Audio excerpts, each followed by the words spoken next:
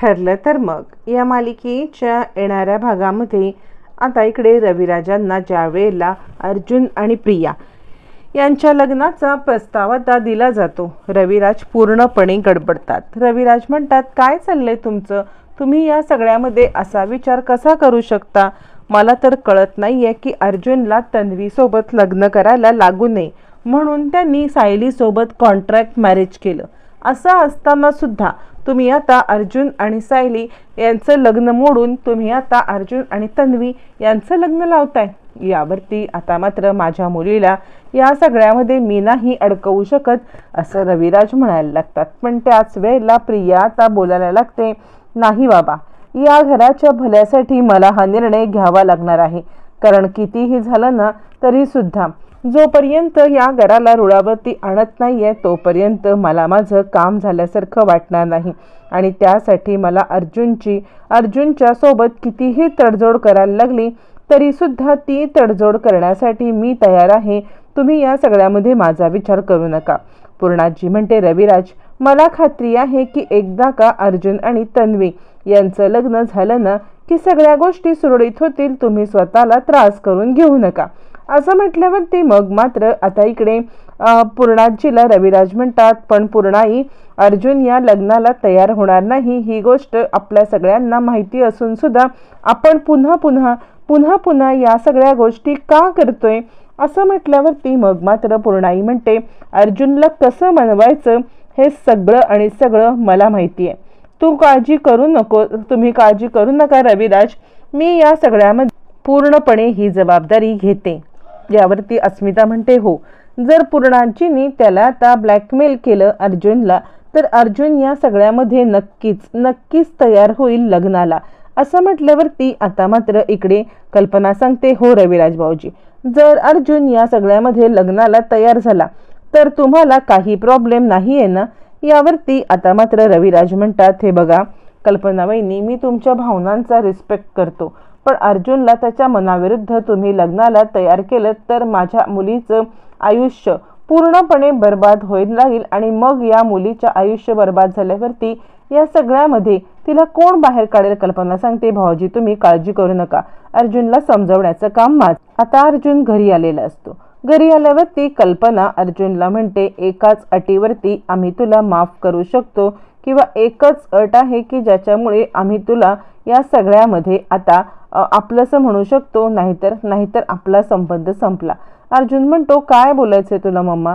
यावरती कल्पना म्हणते, तू सायलीला घटस्फोट दे आणि आता तू लगेचच तन्वीसोबत लग्न कर. यावरती अर्जुन पेटून, तू माझी आई आहेस ना, तू मला असं तन्वीसोबत लग्न करायला का सांगते आहेस?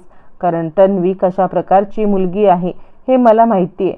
तिची आणि माझी कंपॅटिबिलिटी अजिबात नाही आहे. मी या सगळ्यामध्ये तिला कधीही आपली बायको म्हणून स्वीकार करू शकत नाही. तू माझं आयुष्य पुन्हा एकदा या सगळ्यामध्ये आता जे काही करते आहेस ना त्यामध्ये पुन्हा एकदा आयुष्याला माझ्या पूर्णविराम लावण्याचा प्रयत्न करते आहेस. कल्पना म्हणते, हे बघ, जर तुला माझं म्हणणं ऐकायचं नसेल तर आजपासून तुझा माझा संबंध संपला. मी या सगळ्यामध्ये तुझी आई नाहीये आणि तू माझा मुलगा नाहीयेस. प्रिया ऐकत असते आणि कल्पना, मामी इतकी मुळूमुळू बोलू नकोस. तू जर का इतकी मुळूमुळू बोलत बसलीस तर या सगळ्यामध्ये तो पूर्णपणे तुला आता गुंडाळून टाकेल. तू लवकरात लवकर विचार कर काय तो. असं म्हटल्यावरती मग आता इकडे अर्जुन म्हणतो, मम्मा, मला असं सायलीने या सगळ्यामध्ये तिचं प्रेम व्यक्त केलंय. कल्पना म्हणते, असं असेल तर मग आजपासून आपला सगळा संबंध संपला. मी या सगळ्यामध्ये तुझी आता कोणत्याही प्रकारे मदत करू शकत नाहीये. आजपासून तू, मी आणि पूर्णाई आपल्यात काही संबंध नाहीये. मी आणि पूर्णाई आता हे घर सोडतोय आणि या घरातून निघून जातोय. अर्जुन म्हणतो, तू मला मुद्दाम द्विधा मनस्थितीमध्ये टाकते आहेस का? कल्पना म्हणते, नाही. अर्जुन म्हणतो, तू जर का माझ्याशी बोलली नाहीस तर मी जगू शकणार नाही. आणि तर कल्पना म्हणते, मग ठीक आहे ना, तू त्या सायलीला डिवोर्स दे. अर्जुन म्हणतो, मी सायलीच्या शिवाय सुद्धा जगू शकणार नाही. माझं आयुष्य दोन्हीकडूनही अशाच पद्धतीने हे होणार आहे. कल्पनाला तो सांगतो, ठीक आहे, तुला जर का वाटत असेल की तुझ्या मनाप्रमाणे व्हावं आणि माझं मन याला तयार नसेल तर माझ्याकडे एकच उपाय आहे. असं म्हणत अर्जुन आता तिकडून निघून जातो आणि अर्जुन सायलीला फोन करून देवळात भेटायला बोलवतो. कल्पनाकडून तडक निघालेला अर्जुन सायलीला भेटायला बोलवतो आणि अर्जुन सायलीला सांगायला लागतो, मला तुझ्याशी खूप महत्त्वाचं काहीतरी बोलायचं आहे. आता सायलीने प्रेम तर व्यक्त केलेलं असतं, पण आता बाकी असते ती म्हणजे सायलीला या सगळं सांगायची. अर्जुन सांगतो, कदाचित मला असं वाटतंय की आपलं आयुष्य हे नॉर्मलाइज कधी होऊच शकत नाहीये, कारण मला वाटतं. मग आता इकडे अर्जुन सायलीला सांगायला लागतो, मला तुम्हाला या सगळ्यामध्ये महत्त्वाची गोष्ट सांगायची आहे. मम्माने मला ऑप्शन दिलेला आहे की तुम्हाला डिवोर्स द्यायचा आणि डिवोर्स देऊन प्रियासोबत लग्न करायचं आहे. सायली सांगते, हे बघा, प्रियाला मी कधीही माझी जागा घेऊ देणार नाही आहे. अर्जुन म्हणतो, तिने मला सांगितले की नाहीतर ती आणि पूर्णाजी घर सोडणार आहेत. यावरती आता इकडे सायलीच्या डोक्यामध्ये विचार यायला लागतात. सायली म्हणते, मग आता काय करायचं ठरवलंय? अर्जुन म्हणतो, माझा निर्णय झालेला आहे. सायली सांगते, तुमचा निर्णय जे काही झालाय ना, ते या सगळ्यामध्ये तुम्ही ना म्हणजे स्वतःला त्रास करून घेऊ नका. घरच्यांचा विचार पहिले करा. काहीही झालं तरी घरचे तुमची प्रायोरिटी असले पाहिजेत. असं म्हटल्यावरती मग मात्र आता इकडे अर्जुन आणि सायली देवी आईच्या इथे येतात. देवी आई, काय आहे तुझ्या मनामध्ये? आधी आम्ही कॉन्ट्रॅक्ट मॅरेजमध्ये अडकलो आणि त्यानंतर एकमेकांच्या प्रेमात पडलो. एकमेकांच्या प्रेमामध्ये पडल्यावरती एकमेकांच्या बद्दलची गोष्ट सांगण्यासाठी सुद्धा आम्हाला या सगळ्यामध्ये इतका वेळ गेला आणि त्यामुळे आम्ही उशीर केल्यामुळे हे जे काही आज घडलंय ना, त्यानंतर आम्ही मोठ्या मुश्किलीने आमचं प्रेम व्यक्त केलेलं आहे.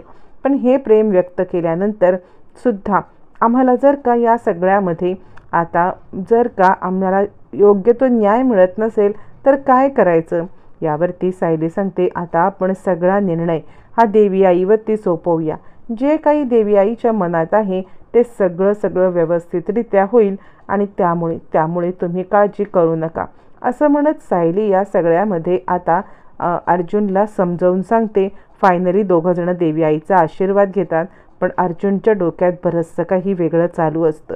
अर्जुन या सगळ्यामध्ये आता प्रियापासून सुटकारा मिळवण्यासाठी आणि सायलीपासून कायमचं दूर न जाण्यासाठी काय करता येईल हाच आता विचार करायला लागतो. आणि त्याच वेळेला त्याच्या डोक्यात काहीतरी वेगळाच विचार येतो आणि जो विचार अर्जुनला एका वेगळ्या दिशेने भरकटवत असतो. निघताना सायली अर्जुनला म्हणते, सर, जे काही कराल ना ते मनापासून करा आणि घरच्यांचा विचार पहिल्यांदा करून करा. काहीही झालं तरी घरचे तुमची प्रायोरिटी असले पाहिजेत. असं म्हटल्यावरती अर्जुन विचार करतो की सायली या सगळ्यामध्ये काहीही झालं तरीसुद्धा आता घरच्यांचे साथ देणार, पण मी घरच्यांचं म्हणणं आता ऐकूच शकत नाही. या सगळ्यामध्ये अर्जुन घरी येत. इकडे आता घरी आल्यावरती पूर्णाजी अर्जुनला सांगायला लागते, काय ठरवलेस तू?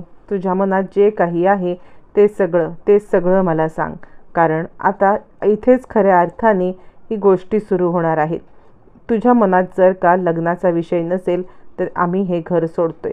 मी बॅग पॅक केलेली आहे. अर्जुन म्हणतो, ना मी तुम्हाला दोघी गमावू शकत आहे, ना मी सायलीला गमावू शकत आहे. माझ्या हातात फक्त इतकंच आहे की मी फक्त स्वतःला गमावू शकतो. असं म्हटल्यावरती मग मात्र आता इकडे सगळेजण गडबडतात. काय बोलतोय अर्जुन? असं म्हटल्यावरती अर्जुन म्हणतो, हो, माझ्या हातात फक्त आणि फक्त स्वतःला गमावणं इतकंच आहे. कारण या सगळ्यामध्ये पूर्णपणे मी आता अडकलोय आणि माझ्या हातात जी गोष्ट आहे ती इतकीच की मी फक्त स्वतःचा जीव देऊ शकतो. असं म्हणत अर्जुनने ऑलरेडी काहीतरी खाल्लेलं असतं. अर्जुनच्या या खाण्यामुळे आता मात्र सगळेच जण पूर्णपणे गडबडतात आणि काय अर्जुन अर्जुन अर्जुन असं आता म्हणायला लागतात. हे सगळं चालू असताना अर्जुन या सगळ्यामध्ये पूर्णपणे आता एकदम फेंट व्हायला लागतो आणि सगळेच जण हादरतात. अर्जुनने काहीतरी खाल्लंय ही गोष्ट आता सगळ्यांच्या लक्षात आलेली असते. पण आता या सगळ्यामध्ये अर्जुनला वाचवण्यासाठी धडपड चालू असते. अर्जुन म्हणतो, मला वाचवण्याचा प्रयत्न करू नका, कारण जर का माझ्या 3 या जवळच्या व्यक्तींपैकी एका व्यक्तीला जरी काही झालं तरी मी जगू शकत नाही आहे आणि त्यामुळे मी स्वतःला संपवते. असं म्हणत अर्जुनने स्वतःला संपवण्याचा निर्णय घेतलेला असतो आणि अर्जुन पूर्णपणे आता खाली पडतो। सगळेजण अर्जुनला वाचवण्याचा प्रयत्न करायला लागतात, पण अर्जुन या सगळ्यामध्ये सांगतो, मला कोणत्याही हॉस्पिटलमध्ये नेऊ नका, काहीही झालं तरीसुद्धा मला या सगळ्यामध्ये हॉस्पिटलमध्ये जायचंच नाही आहे, मी कोणत्याही हॉस्पिटलमध्ये जाणार नाही, माझा शेवट इथेच होणार। आता इकडे तोपर्यंत चैतन्य डॉक्टरांना कॉल करतो।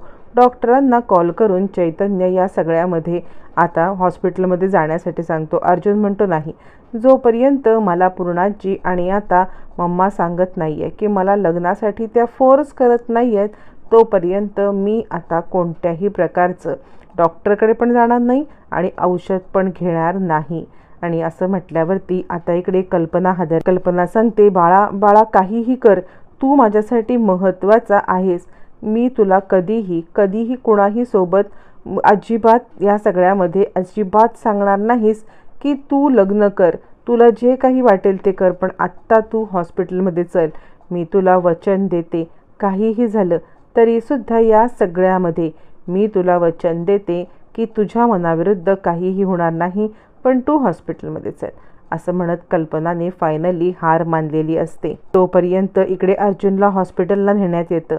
अर्जुनला हॉस्पिटलला नेल्यावरती इकडे रविराजांना पोलीस भेटायला येतात आणि ते अर्जुनने स्वतःला संपवण्याचा प्रयत्न केला हे सांगतात। कुसुम म्हणते, काय? यावरती पोलीस सांगतात, त्याच्यावरती लग्नाचा दबाव टाकलाय म्हणून त्याने सुसाईड केले आणि त्यामुळे ही आता एक मोठी केस झालेली आहे। रविराज म्हणतात, काय? यावरती आता पोलीस सांगायला लागतात, हो। रविराज हादरतात, नकळतपणे आपण कुठेतरी अर्जुनवरती अत्याचार केल्याचं त्यांच्या लक्षात येतं। आता या सगळ्यामध्ये अर्जुन कसा बरा होणार, त्या सगळ्यामध्ये सायली आता अर्जुनला बरं करण्यासाठी काय प्रयत्न करणार हे येणाऱ्या भागातच कळणार।